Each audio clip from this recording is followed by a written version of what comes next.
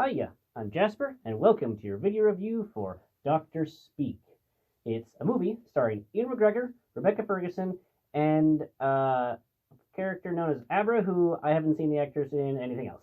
So, as always, I'm going to give you the good, the bad, and the furry. To start off with, the furry. Yeah, I don't think there is any.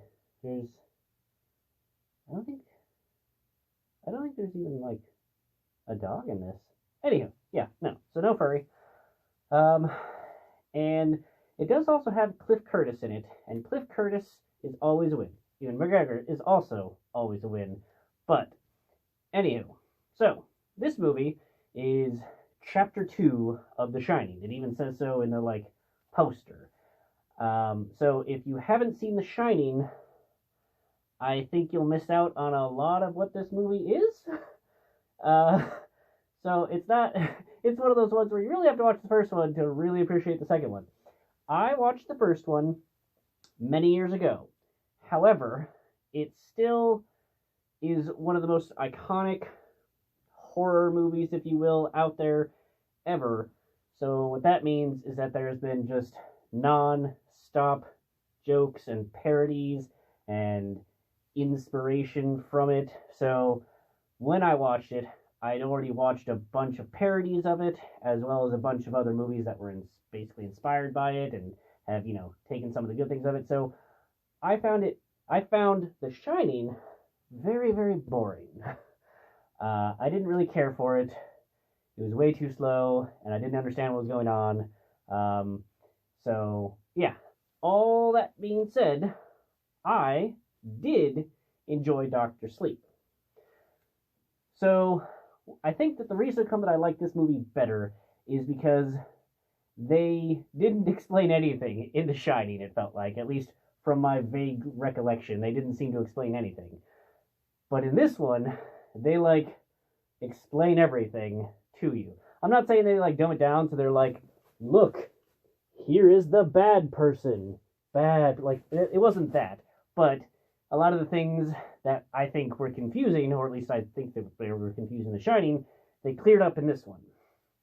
I think the only thing that might be confusing, it kind of confused me a few times, so I'll just say it for you, so that you're not wondering if it's a thing, or if it's how. So, what it is that, instead of doing the de-aging thing, like a lot of high-budget movies have been doing lately, that can kind of get in the uncanny valley for some people, what they did was they just used different actors and actresses anytime they were showing flashbacks, if you will, to The Shining. So anytime there's any type of thing that you're like, oh, that happened in The Shining, is that the original person, or is that supposed to be like a dream and a new it's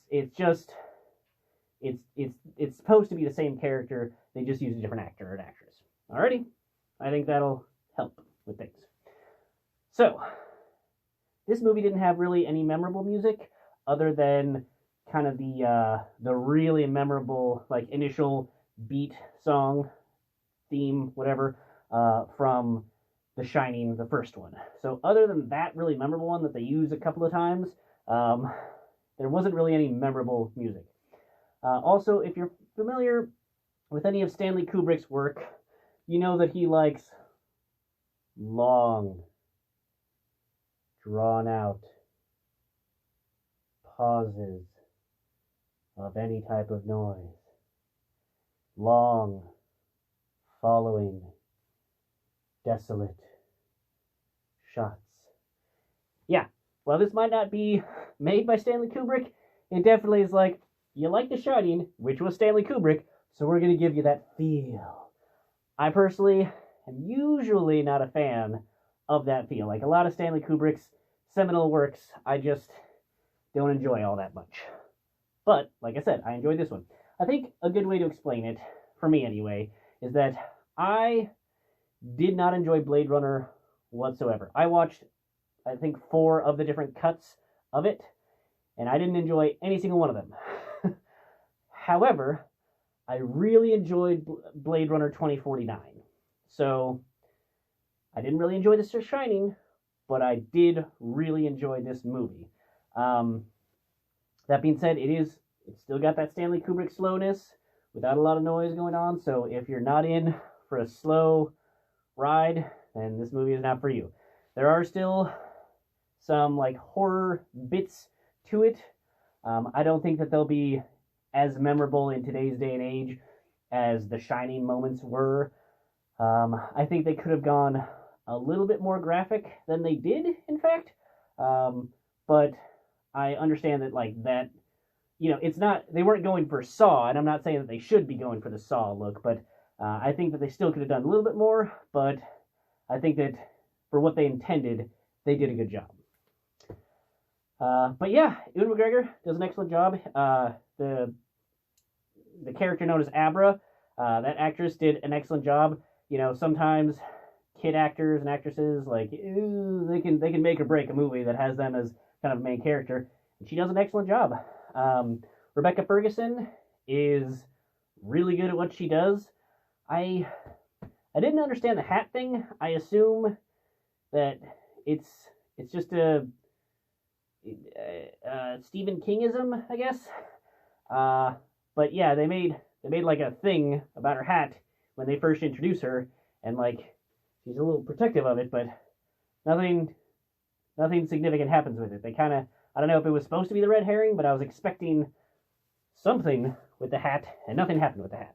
But that's okay. So yeah, overall, I would say that if you want to find out what happened to Danny from The Shining, this does a good job of it, and it kept me entertained, kept me focused. I wasn't ever bored.